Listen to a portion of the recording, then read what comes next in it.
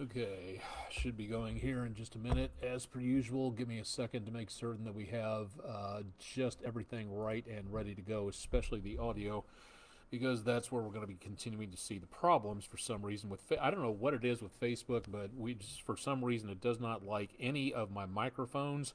But so far, again, it does not seem to be too much of a major problem. Looks like we Okay, good.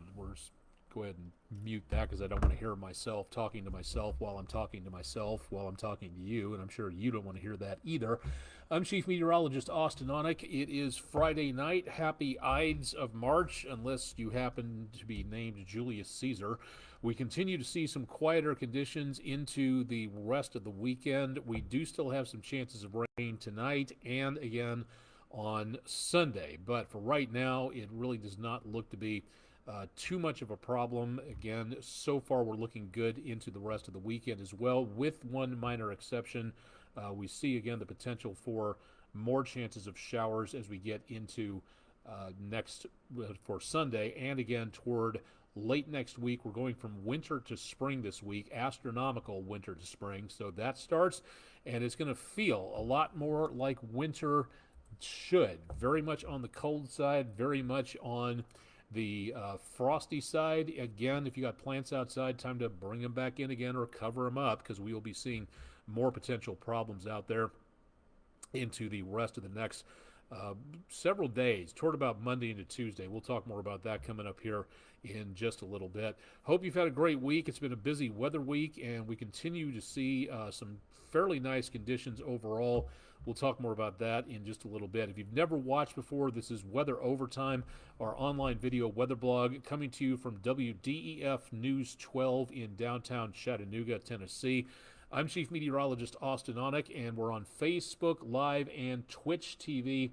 So if you have any questions, please drop them into the chat function on Twitch, and if you have any comments on Facebook, I'll pick them up as we go along. Unfortunately, I've got to go back and forth between screens, so I won't get your comment immediately, but I will get it to you here coming up in just a little while. Let's go ahead and get started, and thanks to everybody for some great pictures this last week, and no less so for today. I always just like to have a choice of pictures so that on a gray, rainy, stormy day like this, we have a better view from some blue skies and sunshine. And especially thanking News 12 viewer Joanne Stevens, walking her dog Lily at Chickamauga and Chattanooga National Military Park, and we saw the horses off in the distance. She had a chance to speak to the riders. Looks like it was a beautiful day out there.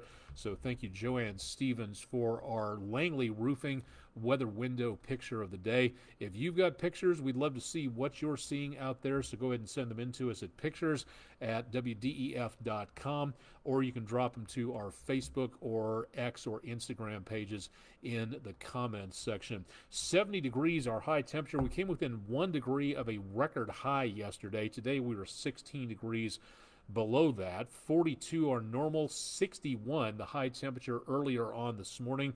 An inch and a quarter of rainfall in the last 24 hours, which gives us a decent, if not a fraction of a surplus. So we do have at least a little bit of rain in the rain gauge out there. Heading out tomorrow, we do not see any problems for outdoor activities. Fishing, hiking, going out for a boat ride looks good with temperatures back into the lower 70s. Going out for a round of golf tomorrow, it does look excellent.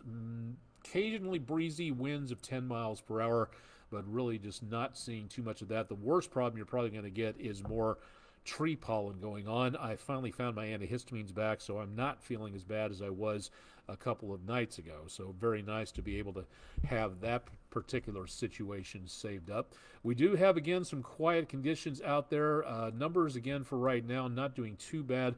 Island Cove, we'll get back to that shot coming up here in just a little bit as we do our 7-day forecast. Downtown on the Bailey's Heating and Air camera, looking off toward Lookout Mountain, and still a little bit on the hazy side, but not doing too bad on the travel as Highway 27 traffic moving along. Lee Point, looking off toward the Chattanooga Airport in the distance, and Lookout Mountain, you can see pretty well out that way. Highway 153 traffic moving along very nicely. looking up at Lookout Mountain from the News 12 studios, and you can see some of the lights up there on the crest of the hill. We're just right across Broad Street, and that's the highway there that goes around the north flank of the mountain where you can get up to Ruby Falls if you're down this direction. But otherwise, a quiet night in downtown Chattanooga. Very quiet earlier at 2475. And last couple of hours, a good backup from 75 north to 24 west. Signal Mountain lights visible all the way off in the distance. So a beautiful night there. Chattanooga Theater Center on the North Shore. Lots of people out and about this afternoon and this evening at Coolidge Park and on the footbridge. A lot of people out there right now going across, coming and going. But we're not seeing anything in the way of the number of people that we saw earlier in the day yesterday. We had several hundred people out there. Looks like it was a good day for that. Lookout Mountain from the Chattanooga Zoo, and looking back toward the north and west, basically, on the Chattanooga Zoo Hug a Bunny camera, and that is coming up in the course of the next couple of weeks. If you'd like to know more about the Hug a Bunny event, go to the Chattanooga Zoo website or their social media pages for more. Very mild. It's comfortable out there. Light westerly winds, decently dry, not seeing a problem at all at this point across much of the area. From downtown at the Tennessee Aquarium, we are seeing, it's Friday night, so there's a lot of traffic out and about, a lot of folks on a beautiful evening out there.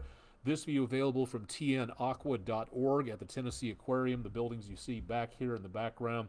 A lot of folks borrowing the parking lot for parking and walking around downtown, but the aquarium is closed at this point in time and will be until tomorrow morning. Beautiful view. You can catch this on their website, so neat opportunity to see a little bit more there. Not quite the best view all the way out west. They cleaned the camera off, so that's something. This is Interstate 70 heading up into the mountains west of Denver on our CBS sister station back toward Denver, so we do get a decent view there. Taking a look around, areas that got just absolutely slammed by a decent amount of snowfall, and in some cases it's still coming down out there. This was the view clearing out nicely. We have Lookout Mountain, they have Lookout Mountain. Theirs is considerably taller than ours, I think. Looking out toward the Denver metro area, and I believe out toward DIA. Some very nice views out that direction. So getting out of that storm system that rolled through gave them some winter and gave severe weather to parts of Ohio and Indiana. Beautiful view across the Potomac River on the National Park Service National Mall webcam. And again, considering this it's Friday, can you tell? Continuing to see some very nice conditions all the way around. Looking back toward our area, just past the 75-24 junction, looking off to the northeast, Brainerd Road exit and Ottawa, Cleveland out that direction, looking back right across the area of Brainerd Road. So it looks like everything moving along pretty nicely. We do have a few spotty showers left over. The front came through earlier, so these showers are forming in the lee of that front as it makes its way down. So we've got a few speckles on either side of I-75, right along I-24, and then down into portions of I-59, where we had a couple of tornado warnings earlier this morning, but didn't look like much on the radar. A minor signature, a decent signature, but we have not had any reports of any touchdowns, injuries, or casualties. So that's very good news from what we've been seeing there. Temperatures at the 10 o'clock hour, time is 10:03 Eastern.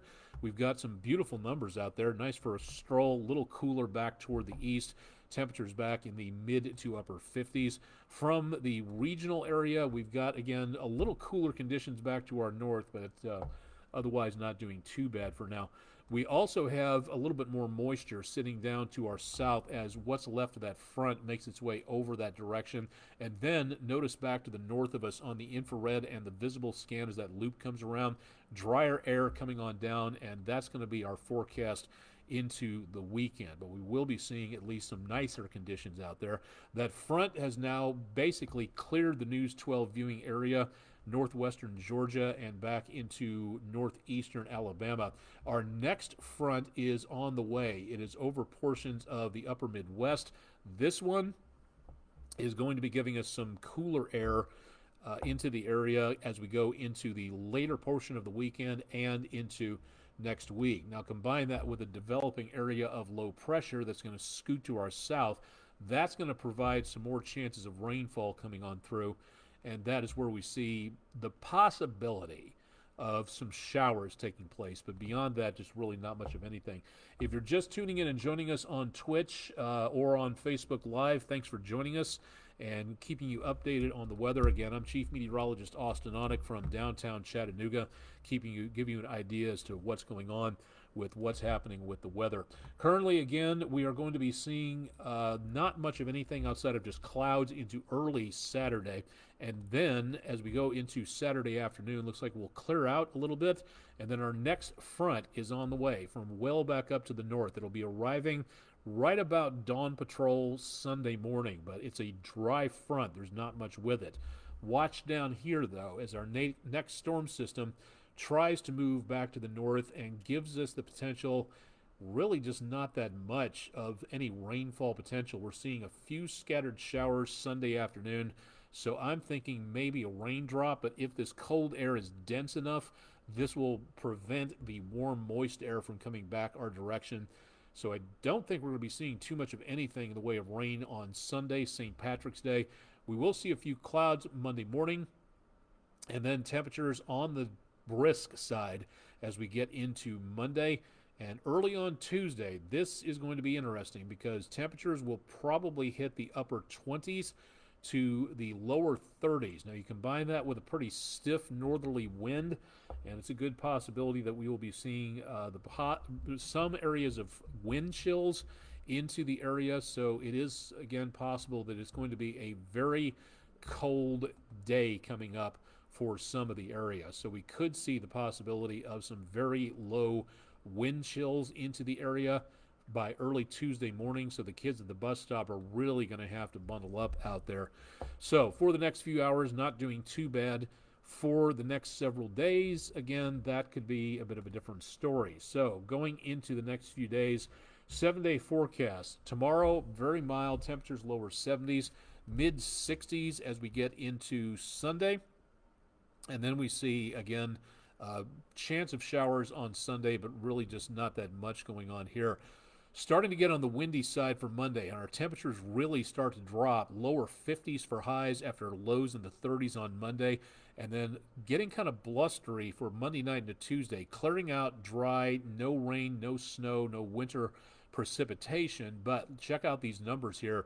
By early Tuesday morning, we could be seeing temperatures in the 20s, and with that wind out there, we could be looking at the potential of maybe some very low wind chills. So early Tuesday morning, I would be watching that, especially for the kids going out and waiting at the bus stop. Last day of winter is Tuesday, appropriately with those colder temperatures in here. First day of spring, we start to bounce back to just about normal for this time of the year as we go into Wednesday. And then Thursday and Friday, showers, maybe a rumble of thunder, but that's still quite a ways off. And temperatures remain quite mild toward week's end. So the first portion of the week of spring is not really looking too bad. It really is Friday. I am wiped out after all this, so pardon my decent bit of blathering here for tonight. Not seeing anything in the way of severe weather coming up, but at this time of the year, we do need to be prepared for that. Now, before we go too far, I would like to remind everybody in this area that you have a couple of opportunities to become a Skywarn spotter. Next week, Thursday, is basically the next time that you have available if you live in Gordon County, Georgia. That is about, give or take, about 45 minutes south and east of Hamilton County and Chattanooga. The National Weather Service in Peachtree City, Georgia, which covers Atlanta, they're going to be holding a Skywarn spotter training group Thursday, March 21st, 9:30 to 11:30 in the morning. That's going to be in Calhoun, Georgia. So if you have the opportunity to stop by, take the course, get certified, great opportunity to learn more about what's going on with severe weather and how you can call in your information to the National Weather Service. They'll give you a direct line where you won't have to worry about going through a switchboard or anything. And then you can also send information in by email and by their website, but they'll teach you more about what to look for and what to report at these meetings, so you can give them information about what's happening where you are. You can give them your address, so if a storm is passing close to you, they can call you and find out what may be happening. Ground truth, as it's called. The radar does a great job sweeping out there and passing through the storms to get an idea of what's going on at the lower to the highest level of the storm, and slicing in between there, we can see where there's a possible tornado.